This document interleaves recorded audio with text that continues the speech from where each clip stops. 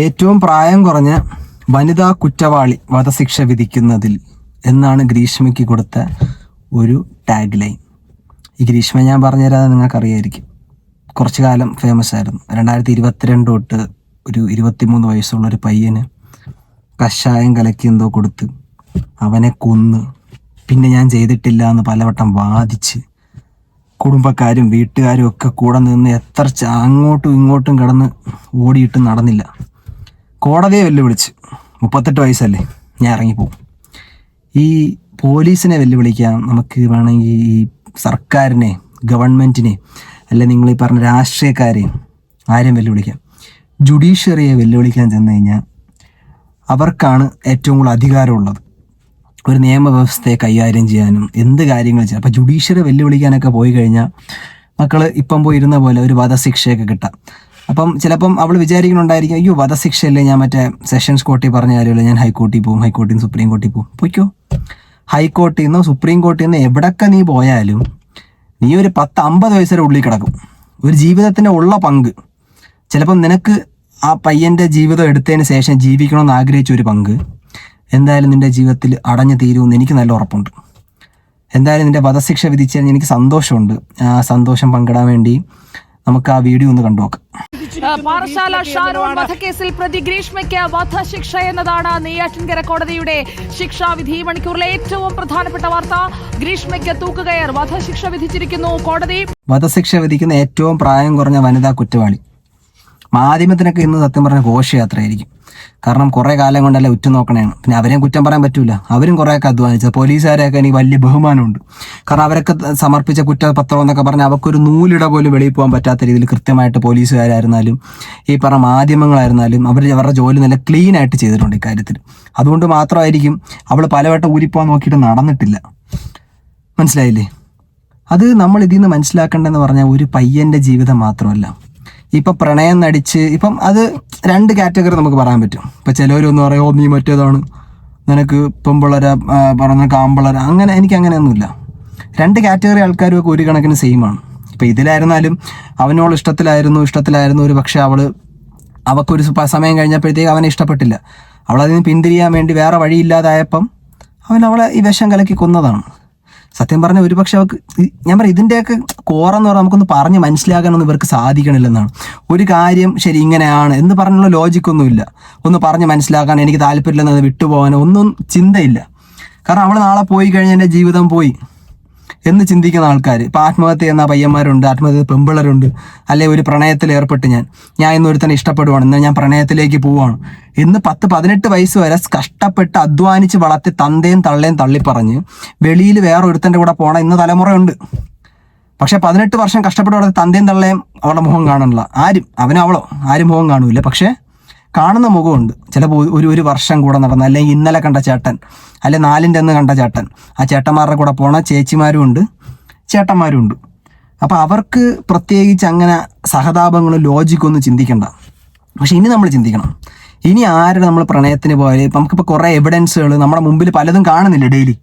ഈ കാണുന്നതിന് നമുക്ക് മനസ്സിലാക്കാൻ പറ്റും എന്തൊക്കെയാണ് നമ്മുടെ സമൂഹത്തിൽ നടക്കണമെന്ന്.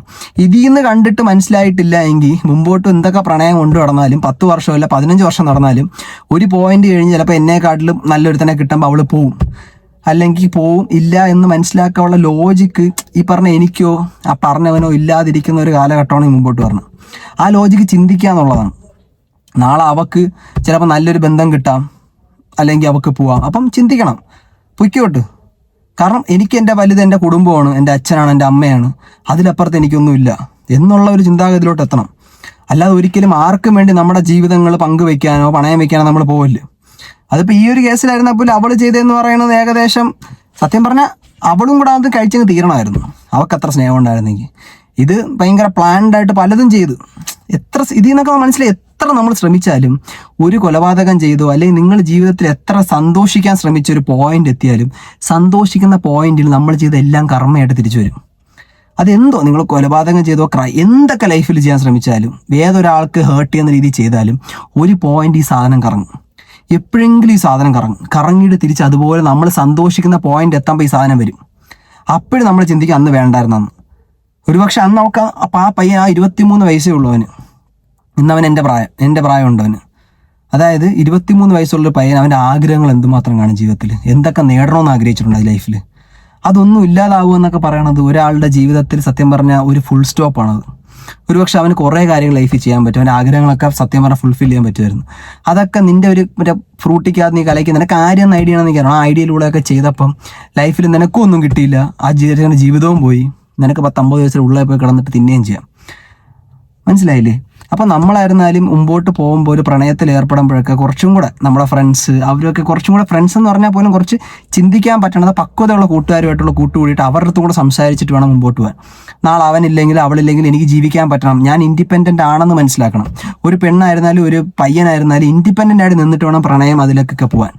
അതിനോടൊപ്പം അങ്ങനെ ഇൻഡിപെൻഡൻ്റ് നിൽക്കുമ്പോൾ നാളെ ആരോ അവളോ ഇവനോ ഇല്ലെങ്കിൽ എനിക്ക് ജീവിക്കാൻ പറ്റും, എനിക്കെൻ്റെ കുടുംബത്തിന് വേണ്ടി ജീവിക്കാൻ പറ്റും, അല്ലെങ്കിൽ എനിക്ക് ലൈഫിൽ എന്തെങ്കിലും ചെയ്യാൻ പറ്റും എന്നുള്ള ചിന്തയിൽ ഇറങ്ങി തിരിക്കാൻ പറ്റും.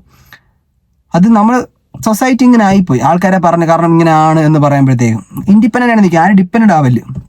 പിന്നെ ചിലപ്പോൾ എൻ്റെ അടുത്ത് ഈ പറയണം നിനക്കും ഇങ്ങനെയൊക്കെ പറയാം, പക്ഷെ ബുദ്ധിമുട്ടാണ്. ശരി, ബുദ്ധിമുട്ടാണ്.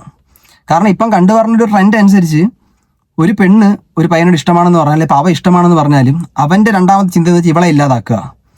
അവളൊന്നും ശരി എനിക്കിഷ്ടമല്ല, അവളൊന്ന് പിന്തിരിയാൻ ശ്രമിച്ചു കഴിഞ്ഞാൽ അവളെ ഇല്ലാതാക്കുക, അവൻ ആസിഡ് വഴി. ഇങ്ങനെ സൊസൈറ്റിയിൽ ഇപ്പം എനിക്ക് പറഞ്ഞുകൊണ്ടിരിക്കാന്നുള്ളേ ഉള്ളൂ, അല്ല വലിയ മാറ്റങ്ങളൊന്നും ഉണ്ടാക്കാൻ എന്നെക്കൊണ്ട് സാധിക്കില്ല. പക്ഷെ നമുക്കൊന്ന് ചിന്തിക്കാം, നമ്മളൊന്ന് ചിന്തിച്ച് പുറത്തേക്ക്. കാരണം ഏതോ ഒരുത്തനെ കാണുമ്പോഴോ അവൻ്റെ കൂടെ ജീവിക്കുമ്പോഴോ അല്ലെങ്കിൽ ഒരു പെണ്ണായിരുന്നാലും ഒരുത്തൻ്റെ കൂടെ ജീവിതം തുടങ്ങുമ്പോഴോ അവനെ ഒന്ന് മനസ്സിലാക്കാൻ ശ്രമിക്കുക.